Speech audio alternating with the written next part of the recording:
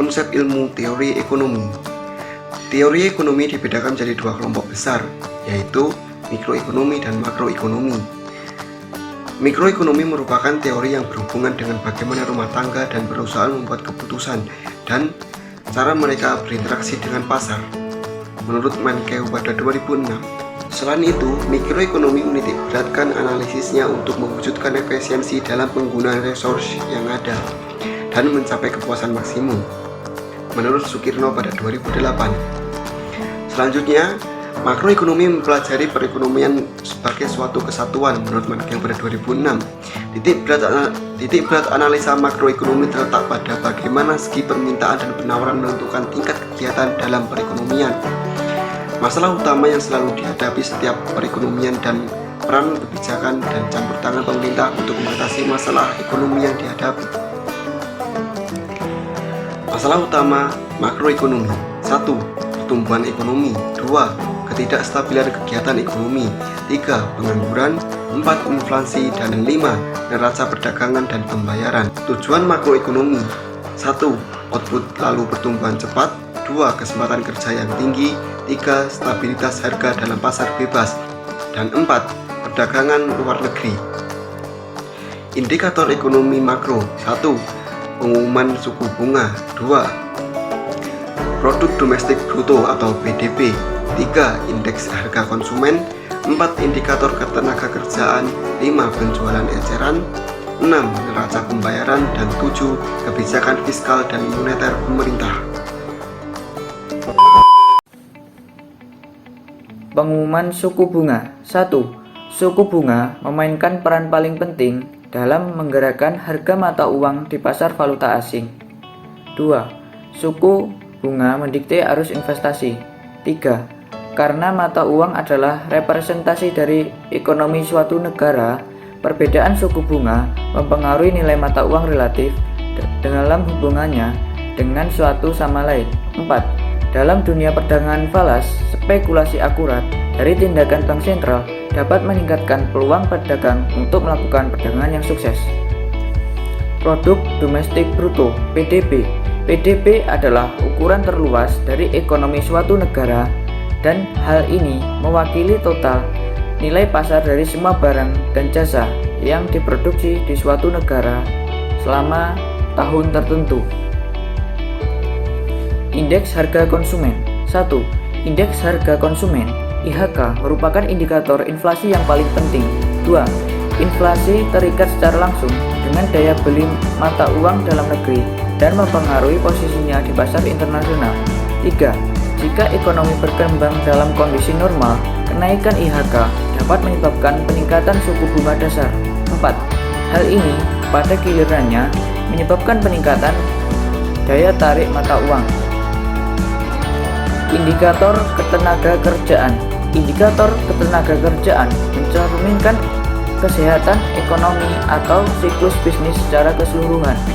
Dalam rangka untuk memahami bagaimana ekonomi berfungsi, penting untuk mengetahui berapa banyak pekerjaan yang diciptakan atau dihancurkan, berapa persen tenaga kerja yang aktif bekerja, dan berapa banyak orang-orang baru yang mengklaim sebagai pengangguran. Penjualan eceran. Indikator penjualan eceran retail dirilis secara bulanan dan penting bagi pedagang valuta asing karena menunjukkan kekuatan keseluruhan belanja konsumen dan keberhasilan toko eceran. Laporan ini sangat berguna karena merupakan indikator tepat waktu dari pola belanja konsumen yang luas yang disesuaikan untuk variabel musiman. Indikator ini dapat digunakan untuk menilai arah perekonomian. Kebijakan fiskal dan moneter pemerintah. Stabilisasi ekonomi, misalnya kesempatan kerja penuh, pengendalian inflasi, dan keseimbangan pembayaran yang adil, merupakan salah satu tujuan yang berusaha untuk dicapai pemerintah melalui manipulasi kebijakan fiskal dan moneter. Kebijakan fiskal berhubungan dengan pajak dan pengeluaran. Kebijakan moneter berhubungan dengan pasar keuangan dan penyediaan kredit, uang, dan aset keuangan lainnya. Pengukuran kegiatan ekonomi, Gross Domestic Product (GDP), Produk Domestik Bruto, Gross National Product (GNP) atau Produk Nasional Bruto, Net National Product (NNP) atau Produk Nasional Neto, National Income atau pendapatan nasional, Personal Income pendapatan perorangan, Disposable Personal Income atau pendapatan perorangan yang dapat dibelanjakan. Gross Domestic Product (GDP). GDP adalah nilai pasar dari semua barang dan jasa final yang diproduksi di suatu negara dalam kurun waktu tertentu. GDP hanya mencatat berbagai barang dan jasa yang diproduksi pada sewaktu-waktu dan mengabaikan berbagai barang dan jasa yang diproduksi pada waktu-waktu sebelumnya. GDP menghitung nilai barang dan jasa yang dihasilkan di wilayah suatu negara saja. Gross National Product (GNP). GNP atau Produk Nasional Bruto adalah nilai pasar atas barang dan jasa yang diproduksi oleh warga atau penduduk suatu negara. GNP berbeda dengan GDP yang meliputi pendapatan suatu negara, baik warga negara sendiri maupun warga negara asing yang bekerja di suatu negara tertentu. Net National Product (NNP). NNP atau Produk Nasional Neto adalah pendapatan total penduduk suatu negara dikurangi berbagai pengeluaran akibat depresiasi. Depresiasi adalah penyusutan nilai karena pemakaian atas berbagai peralatan dan struktur ekonomi. National Income atau pendapatan nasional adalah pendapatan total yang dihasilkan oleh penduduk suatu negara dalam menghasilkan barang dan jasa. National Income berbeda dengan NNP yang tidak mencakup pajak tidak langsung seperti pajak penjualan dan mencakup subsidi.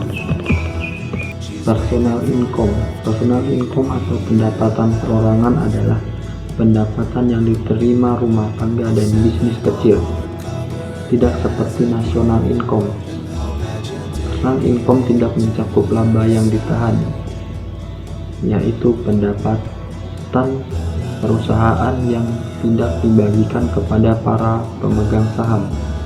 Selain itu, Personal Income memasukkan pendapatan bunga dan government transfer atau jaminan rumah tangga dari pemerintah. Disposable Personal Income atau pendapatan perorangan yang dapat dibelanjakan adalah pendapatan rumah tangga dan bisnis non-perusahaan yang masih tersisa setelah mereka membayarkan kewajiban kepada pemerintah, atau sama dengan pendapatan perorangan dikurangi pajak dan aneka pembayaran resmi non-pajak.